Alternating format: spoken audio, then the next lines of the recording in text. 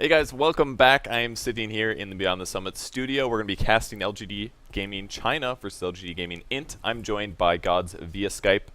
Gods, thanks for joining me. Let's hop into the game. The drafting is going really fast. Both teams were penalized for being slightly late, so there's no extra time, and we got to get right into the game.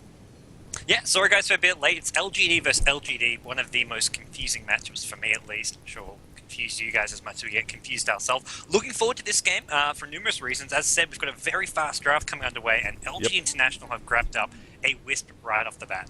Yeah, so they grabbed the Wisp first pick. The bans were insanely fast. It came within 10 seconds tops.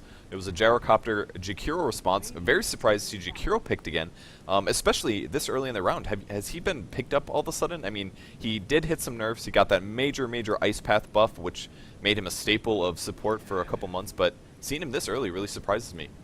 Yeah, I think if anything, LGD deciding maybe it's a pretty good support to have against Wisp because he's fairly tanky and having Ice Path able to disable multiple heroes is fairly decent, but at the same time I don't think it's decent enough to warrant a first two picks.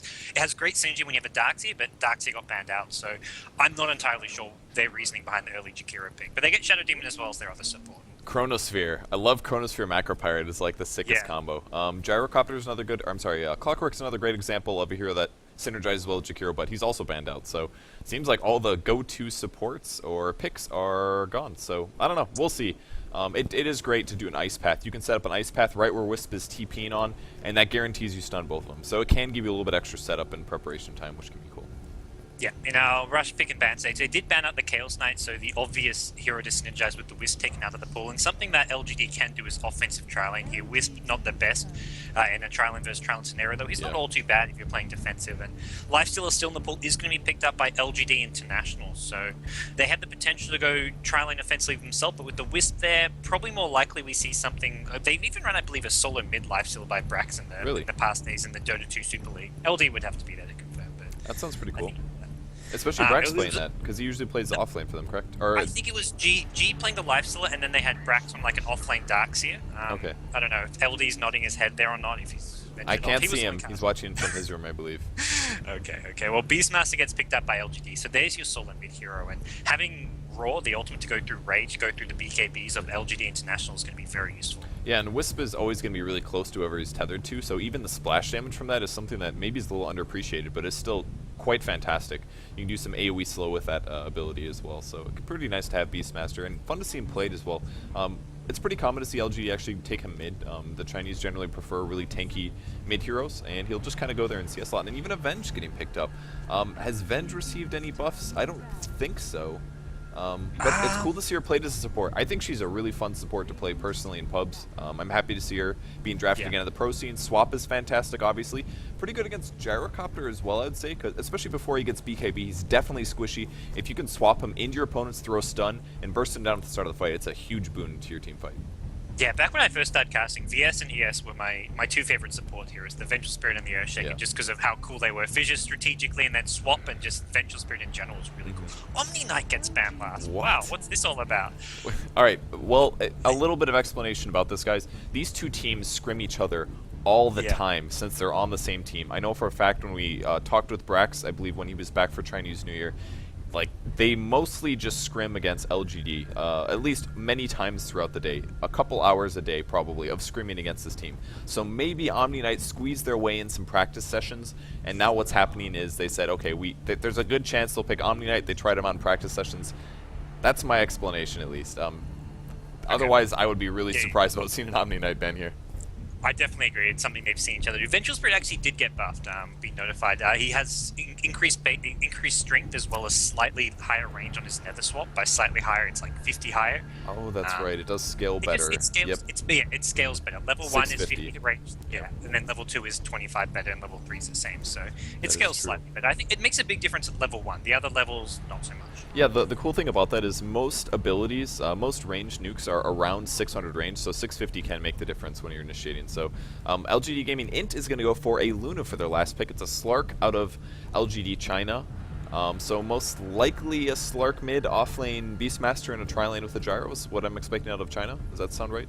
Yeah, I think that sounds very right. Running Beastmaster, I think running Beastmaster offlane is is definitely risky, but something they could maybe do. Just look to stack Ancients as much as possible. Uh-huh. For LGD International, though, I'm really curious what they do. It's G who's picked up the Wisp initially, but they love to swap around their heroes once they pick them up. Maybe even see him on that Lifestealer mid.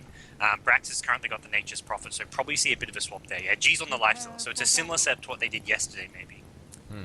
Yeah, especially based on their players. If you take a look at what China did, Zhao Weight's actually got the Beastmaster, and he usually plays their mid role, whereas Yao does off lane. So I guess it could be like that. He's been pulled to tango already.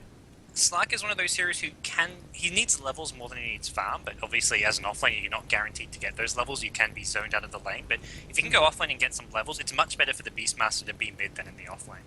Interesting. He was pulled a lot. It looks like he's going for the safe lane solo with a poor man's shield as well as a self tango. So he's expecting to be against the solo here, which is actually going to be a Nature's Prophet. So pretty good matchup for the Slark, especially once he gets to the higher levels because you can use Pounce to harass very easily. So let's go over the players quick. How about that? I'll cover LGD.int here. For the Radiant team, we've got Brax on the Nature's Prophet expecting to solo off lane. G is going to be playing Lifestealer on the mid lane, as we thought might happen. Pycat is on Luna. We've got Misery playing Vengeful Spirit, and the last player is going to be, this is 1437. I don't know why his name says Aaron here. Is he rediscovering himself? Is this what's happening? Yeah, I'm wondering what the roots of this name is. It's a very unique name, to say the least. Yeah. But we'll see their opponents, the Chinese squad. LGD China, we've got DD playing the Jakiro, we've got Sylar on the Gyrocopter, DDC on the Shadow Demon, then over towards the mid lane we do have Zhao Wei playing Beastmaster, and finally Yao on the safe lane solo Slark. Poor man's shield's going to help him a ton, though. Nature's Prophet, does the player-based damage, does that count for his summons as well? So it guarantees a 20 damage block? That's so good against Treants, because these do very low damage, so if you can block 20 of that 22 on average damage, man, they're essentially a non-factor, and that's usually a big component of Nature's Prophet soloing. The way the poor man's shield works, it's only a % chance on creeps and units like Treants, okay, but so it's 100% on creeps. heroes. Okay.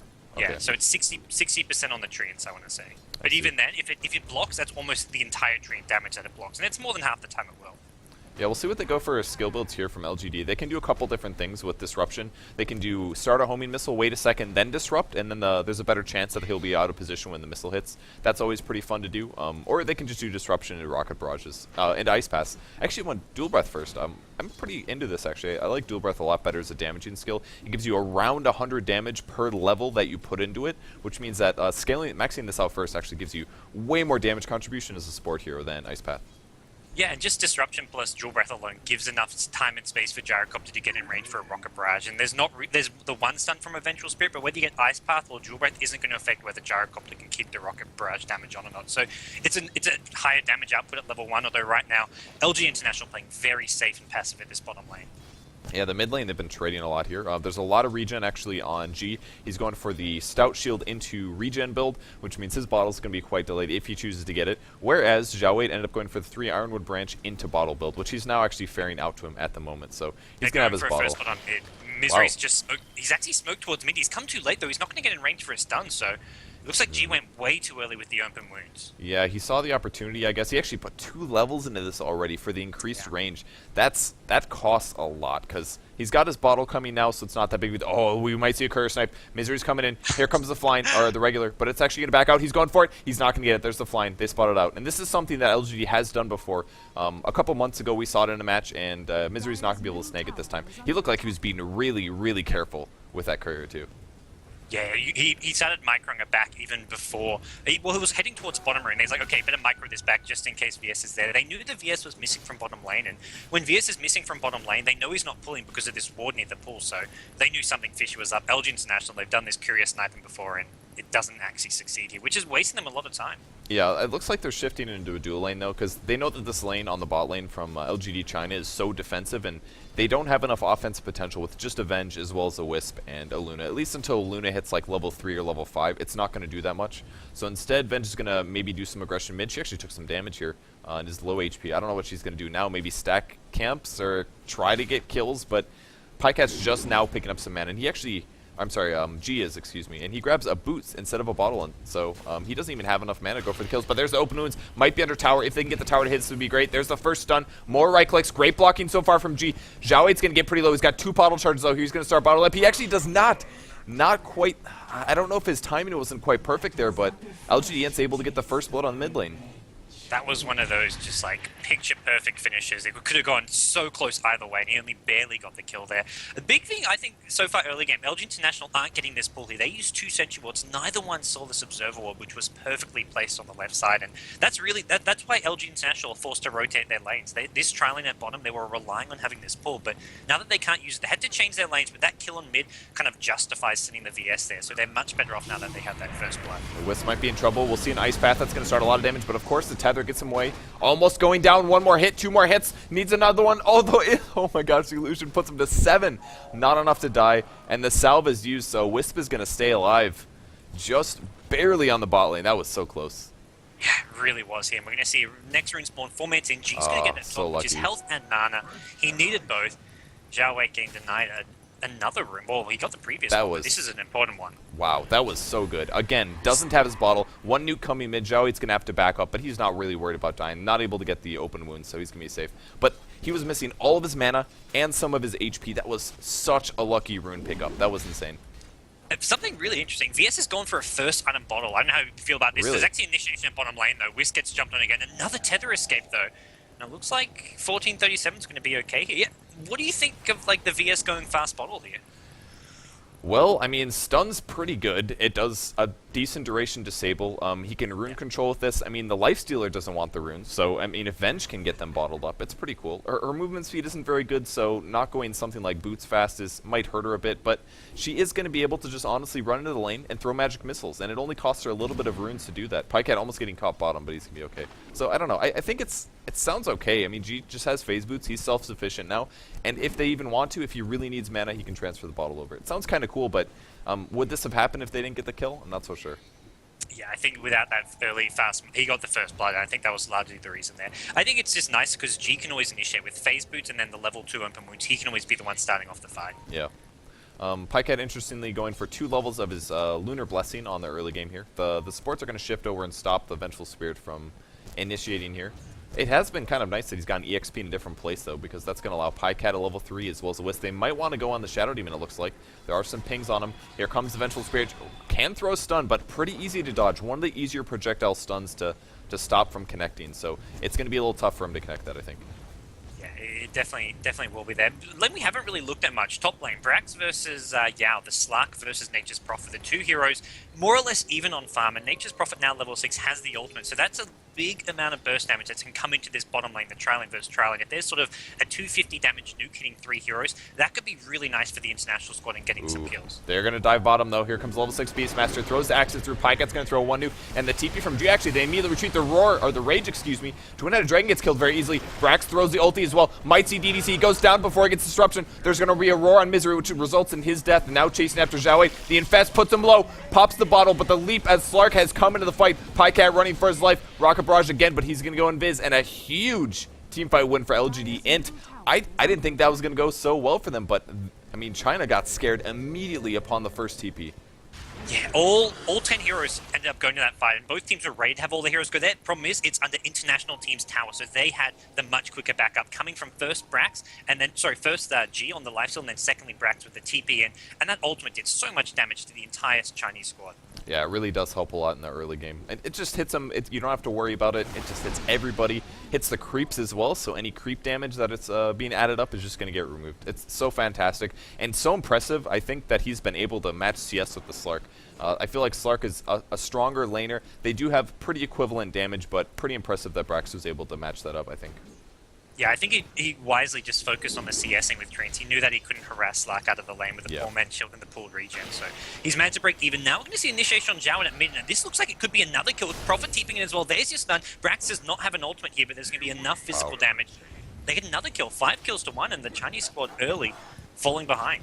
Yeah, this synergy between these 2 heroes is really great. You can lower the armor with Wave of Terror as you're getting in position for the stun. Then you throw the stun, give your Lifestealer a couple extra attacks, and the combo is just working out great. He has maxed out Open Wounds first. This is not something you would have seen in the past when Open Wounds had the full 600 range initiation. But they want to be able to get the slow off when needed, so this is how things change. And by the way, Feast also does physical-based damage, so more minus armor there means Lifestealer hits even harder. It's really good.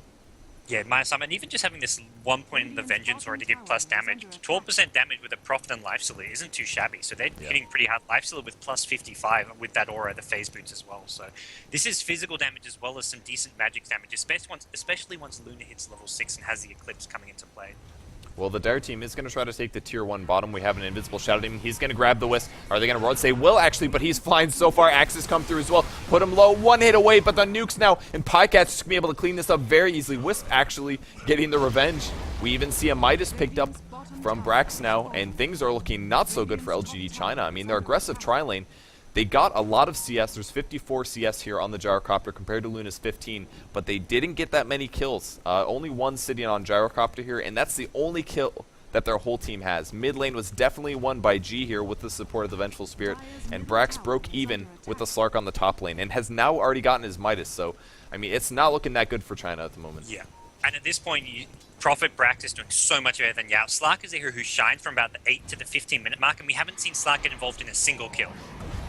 Oh, the Eclipse comes in from Pycat. He cleans up Shadow Demon immediately as the Disruption does end up killing Misery. Sylar's really low. Great Wand Press keeps his HP up, and more Spirit damage being done, but a little overly aggressive from the Wisp now, and he's going to try to TP out. Here's a Lucent Beam, and one hit. Sylar goes down, now chasing after the Jakiro. He's going to also go for the teleport. Great leap dodge here, but Pycat's out of mana, and that guy is way gone here. Sprout on Yao. He's got 3 seconds. He can go invis. He is not worried about this. Slark is so hard to kill. Pycat was like, oh, we've got a Sprout him, let's go in. He's like, wait a second, this Slark, full HP, lots of mana, could easily just turn, leap, and Dark Pact to get another kill out of that. So, still, it's Slark. He TP'd bottom for that, or TP'd mid and walked there, and he doesn't get a kill, doesn't get an assist, he just forces LG International back, and that's after LG International got a kill. So, the International squad are just finding the kills and denying Slark any presence on this map. It's pretty fun to watch them do this well, because keep in mind, guys, they're going into this. This is their first match of the tournament. They had to forfeit 2 of them. They're starting 0-4, so if they can take games off of LGD China, which is arguably one of the top teams, it's going to be pretty impressive for them. It'd be fun to see. This is basically just a teaser to see how they're going to do when they actually get into the brackets. Yeah, and it's really, with the international squad, they did amazingly at G League, of course, where they got to the grand finals, lost to IG, but since then they haven't really had a single stand-up performance where people can say, oh, they're one of the best teams in China. Since that moment, they've had some wins here and there against top teams, but they've never done well sort of in a competition. They haven't had any sort of other medal finishes, and this is really a competition where they want to get something out of this. Pycat might be getting dived behind the tier 2. Here's the ping, actually. Here comes the Roar. Gonna start things off on him. Soul Catcher as well. That was an easy kill. Man, Roar is just the best ganking skill, man. It is so good. I love watching Roar ganks.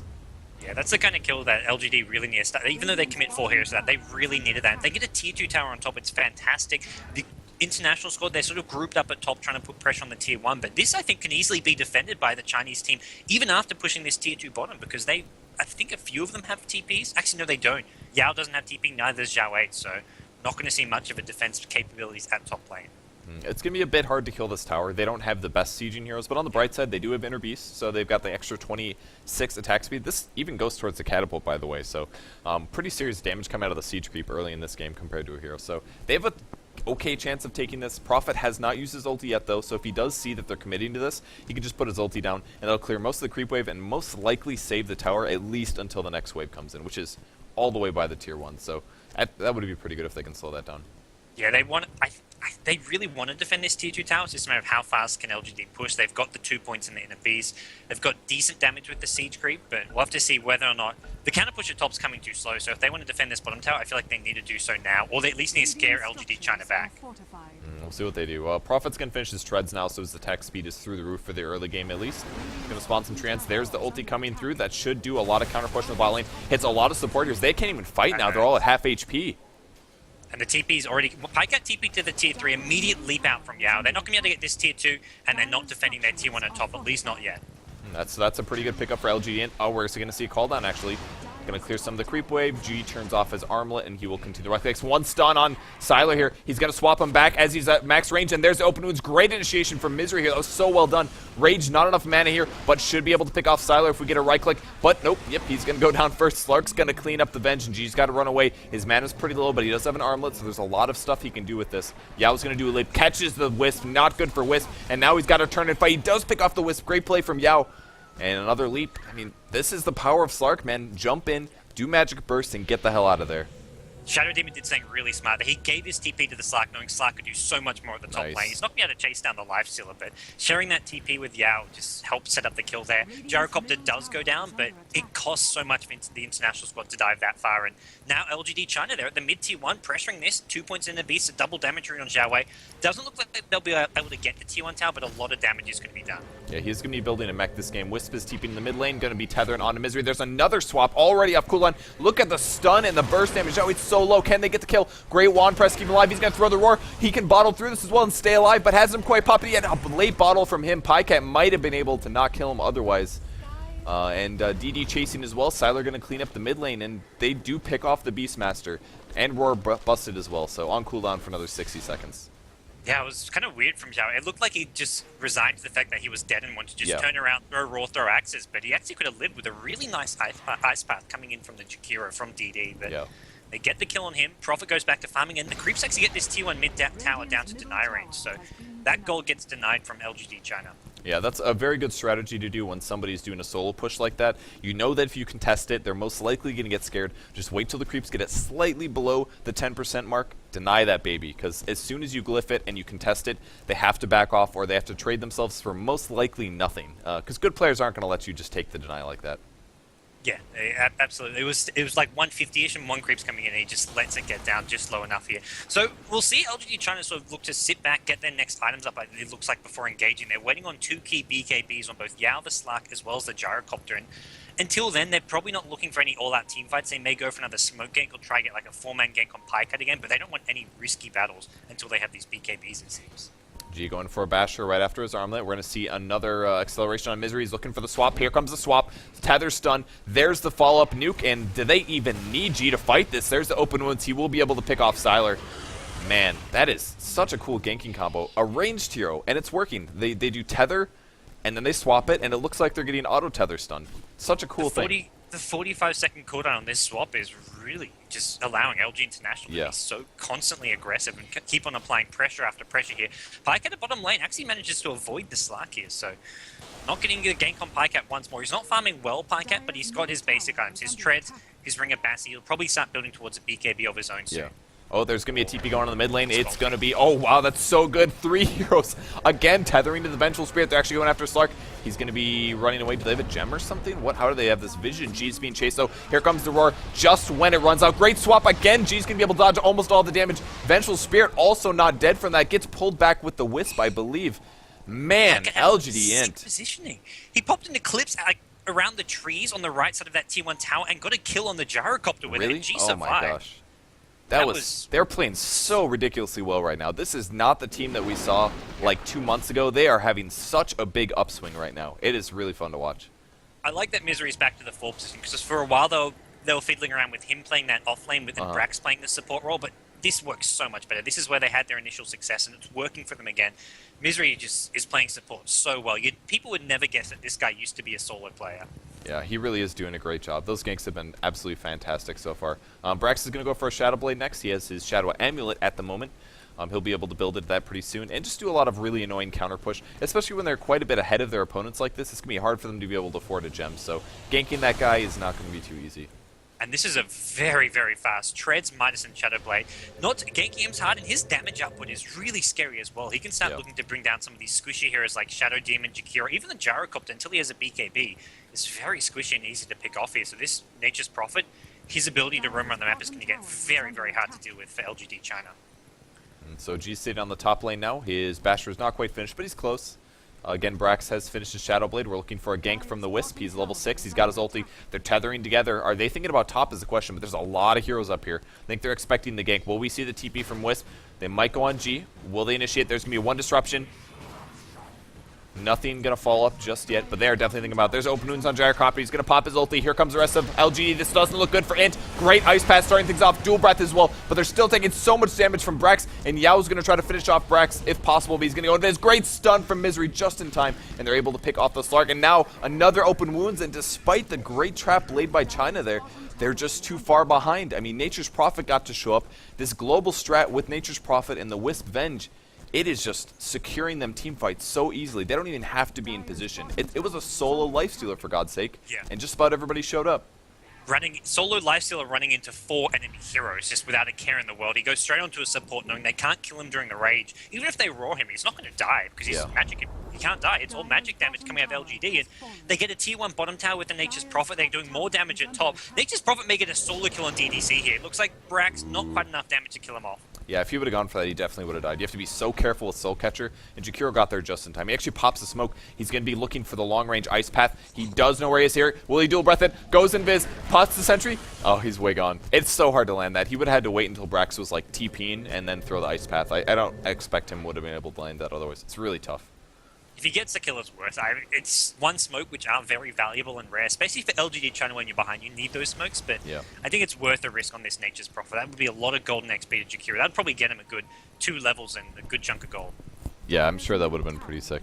But unfortunately, it didn't happen. Beastmaster's still not able to make his mech, so his impact is completely limited to Axe's Roar as well as his Aura at the moment. Siler's doing his best to farm up a win, but 5 deaths on a Gyrocopter at this point is not looking very good. Oh, it's really not. The big key thing here is they slowed down the BKB so much. Meanwhile, Pycat, who had such a tough time bottom lane, he was looking to be the least farm player in this game by a long margin and getting that. He's only died once, so it was a very big gank for LGD China when they killed him. But his BKB almost ready now, whereas for LGD China, still a bit of a way to go for both Slack as well as Gyrocopter. Man, I absolutely love this Venge Wisp ganking combo. It doesn't even look like he's a 4 position, honestly. He's running around. He has a point booster now. He's got almost 1,300 HP as the Vengeful Spirit. He's leveling Wave of Terror equally with the Vengeance Aura, which just boosts the damage. I mean, they've got, keep this in mind, guys, they have Vengeance Aura and they have Luna passive, so they get a bonus 38 damage and they get a percentage base increase on their base damage. This is going to make them do insane amount of damage in the mid game. Yeah, it's all this physical damage as well. Something that most teams you sort of think, okay, mech can gets you the heal, gets you the plus armor, and having physical damage is so key in the current metagame. I feel, considering that so many players and teams build a lot of BKBs on their core heroes and have all this magical resistance, but physical damage is something which LG China's line isn't prepared for. I think the other big thing, Slark in the last fight, he looks so squishy. Nature's Prophet just had to right-click him a couple times. The Dark Path does damage to himself, and as long as there's dust or sentries, he goes down really fast. Yeah, you can be careful and try to use Dark Pact to remove the dust, and I believe that's how he did get spotted in the last fight, but you can burst him down. I found that in pub games now that people start playing Slark more and more. You just need burst damage. It doesn't necessarily have to be stuns, but if you can just throw everything onto this guy and kill him in a small amount of time, it's his weakness. So focusing him is a huge deal. Right now, LGD China, they're playing